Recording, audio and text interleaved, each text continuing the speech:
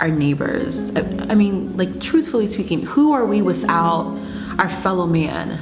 You know, I've just come to this place of like really believing that there is a sort of divinity in human interaction. You know, I had a teacher when I was younger who used to say that people are the skin on for God. And I really do believe that. I really do believe that we have the power and the capability to show some of God's most amazing attributes to other people. Mercy, kindness, love. I really do think that we can do that. You know, anyone who knows my husband and I knows that we are about community. We are about doing life with people, our family, our friends, and really being intentional about that. And we've had so many episodes in our lives where we've had family and friends just really come through for us, and just amazing testimonies of just how God himself showed his love and his kindness and his support, and the fact that he was for us through people. So there was a time when we were moving from DC, our studio in DC, and we needed to move out of our apartment pretty quickly. At the time, I think I was about 3 or 4 months pregnant with our first child, and Oki was busy with work. It was just a lot going on. And I remember that day we sent out a text message to just a handful of friends just to see who could come help us move. And literally by the next day, our tiny studio apartment off U Street in DC was packed full of our friends, moving boxes, rolling the carpet. I'll never forget one of our friends who came in from work, so he was still dressed in his suit, and he just took off his jacket, rolled up his sleeves, and just put his head in the oven and was just scrubbing.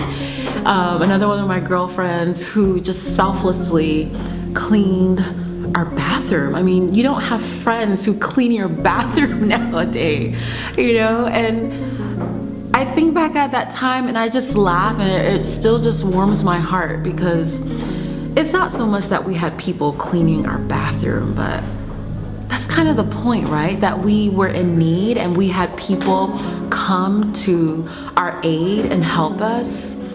That's what doing life in community is about. And I really believe that we are at a place where there's only so far we can go without other people. There's only so much we can do without other people.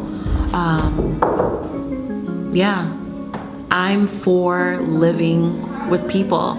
And I really believe that we really get to see an aspect of God through others.